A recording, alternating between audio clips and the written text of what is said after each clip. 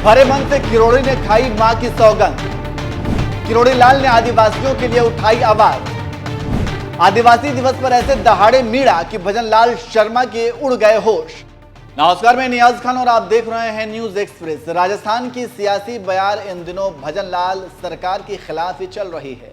सिर्फ कांग्रेस ही नहीं, खुद सरकार के अपने भी मुख्यमंत्री के खिलाफ नजर आ रहे हैं।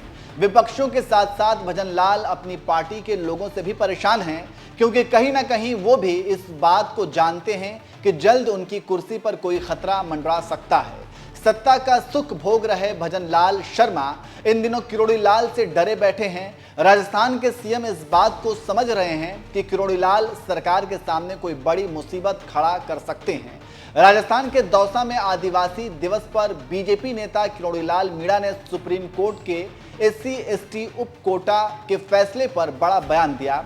इसके साथ ही साथ अपनी 45 साल की बीजेपी को दी गई सेवा का उल्लेख करते हुए पहली बार किरोड़ी लाल मीणा का दुख सभी के सामने आ गया। किरोड़ी लाल मीणा ने इस बार सबसे पहले आदिवासियों के हक की आवाज उठाते हुए कहा कि सुप्रीम कोर्ट का फैसला अगर लागू होता है तो ये समाज के गरीब लोगों के हित में होगा। मैं खुद विधायक हूँ, मंत्री बन चुका हूँ, सांसद रह चुका हूं, पहले डॉक्टर रह चुका हूं, मेरा भाई भी अफसर रह चुका है, भतीजा विधायक है, फिर भी मैं गरीबों को इसका लाभ नहीं मिलने दूं तो अच्छा नहीं होगा। मैं हनुमान जी की तरह सीना चीर कर तो नहीं दिखा सकता, लेकिन पपलाज माता और मेरी मां की कसम खाकर कहता हूं कि आरक्षण से कभी छेड़छाड़ नहीं होगी।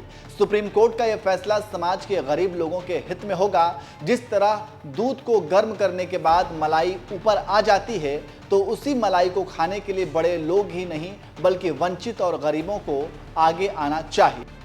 इतना ही नहीं, पहली बार किरोड़ी लाल ने मंच से इस बात का खुलासा किया कि उन्होंने इस्तीफा क्यों दिया था। किरोड़ी लाल मीणा उस वक्त काफी दुखी भी नजर आए थे। किरोड़ी लाल ने भजन लाल सरकार को भी सीधे तौर पर आड़े हाथ लिया। क्या कुछ कहा उन्होंने, सुनिए। मैंने तो अब इस भजन लाल सरकार में मंत्री पद के ठोकर इसलिए मार दी, जहां मैं 45 साल से सेवा कर रहा हूं, उन लोगों ने मेरी बात को नहीं रखा, इसलिए मंत्री पद को भी ठोकर मार दी।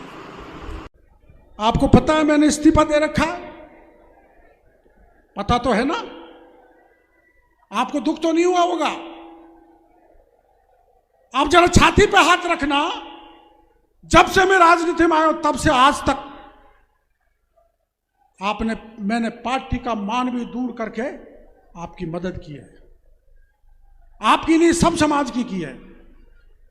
आधी रात पर तो मैं ही खड़ा मिलूंगा, वोट दो चाहे मत दो, मैं आपके साथ हूं। आज कोई चुनाव नहीं है, वोट मांगने के लिए नहीं आया।